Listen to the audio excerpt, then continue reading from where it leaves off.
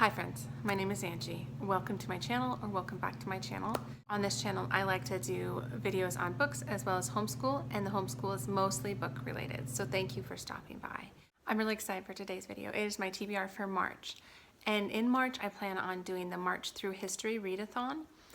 And this is a new readathon. It's hosted by Emily over at ARC Schooling, and I will link all her stuff below. But I have mentioned her before on my channel because she is the creator of one of the main curriculums I use for homeschooling our kids. And I have done a review on that, so I'll link that above. So I'm really excited for this readathon. It's a historical fiction readathon.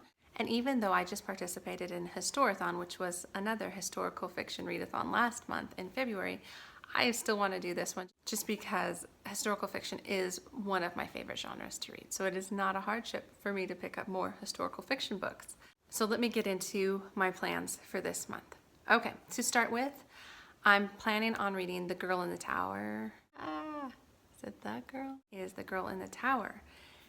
And it is the second book in the Winter Night trilogy. I loved the first book, which is actually one of the books I read in the previous months. Look for my February reading wrap-up, which will be coming out soon, where I talk more about The Bear and the Nightingale and how much I loved it. It's definitely a new favorite for me.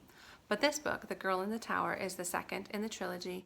And I forgot to mention that it actually fulfills the prompt of historical fantasy. Basically, it continues the story of Vasya as she leaves her village after the events at the end of the first book, which I won't mention. And she ends up in Moscow with her sister and brother. And it sounds like there's some plot lines around the fact that she's dressing like a boy because a girl in that time could not be wandering around by herself. So that sounds really interesting. And the appearance of the Winter King or Frost Demon or whatever he was called keeps coming up in this book as much as it was in the first. And he was one of my favorite characters, so I'm excited about that. So anyway, I'm really looking forward to reading this. I'm a series person. Once I start, it's really hard for me not to just read an entire series as long as I'm still liking it. So the second book I'm planning on reading for the readathon is The Lady of the Rivers by Philippa Gregory. So I've actually never finished a Philippa Gregory book, but I've always been intrigued by them. And this one fulfills a number of prompts. So one of the prompts is get medieval. Another is a period or event that I'm unfamiliar with, which in the case of this book is the War of the Roses. And then the third one is a book that has a map or a family tree in it. And it has both a map and a family tree. So this covers 3 prompts. It also looks really interesting. So it's about a girl, Jacquette, the Duchess of Bedford. And following the Duke's passing, she became a young widow and then remarried and then moved back to England and became close to the royal family. At that time it was King Henry VI, and she is known to have become really close to his wife, the queen at that time. And then that was all just kind of in the lead up to the War of the Roses event, which I really don't know that much about. So I'm interested in this book because I want to learn a little bit more about that time frame, and I would like to get all the way through a Philippa Gregory book. It could be fun. So the third book I am planning for this readathon is A Gentleman in Moscow.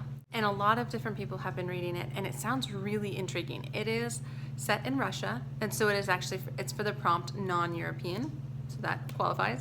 It's set in Russia in the early 1920s, sometime around there, where one of the wealthy gentlemen is somehow sentenced to house arrest. He is placed in a grand hotel, a big hotel right across from the Kremlin in Moscow. He is stuck there for 30 plus years, and that is during a time of a lot of unrest, a lot of things happening in Russia with the world wars and everything that happens, and he witnesses a lot of things, and it's told from his point of view, and a lot of people like it. I am curious about if it can hold my attention because it's really told in one place. It's not like he's moving around. He is stuck in a hotel room. So it should be really interesting.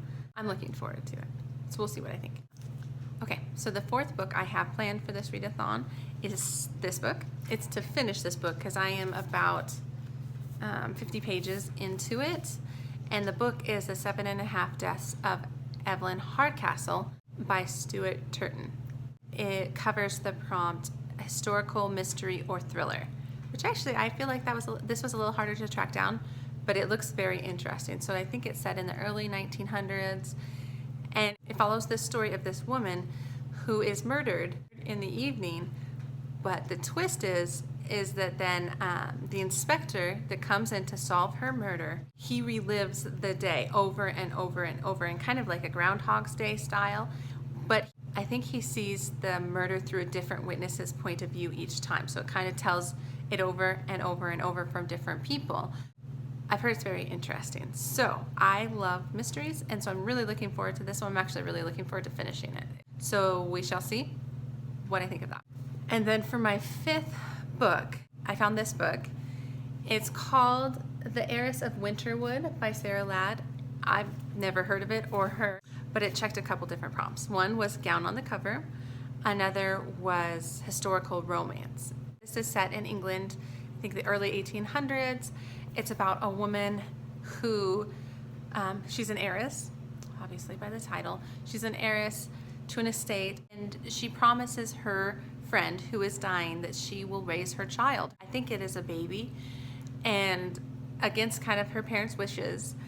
And then on top of that, she elicits help from the baby's father. So it's like a captain of some sort, like a ship captain. So I'm not quite sure. So I think that's the romance.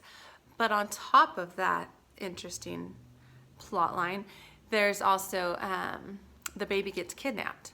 And so they have to follow that and try and get the baby back, which I typically avoid kidnapping books, but this one seems kind of mild and not kind of thriller or scary, which I won't read.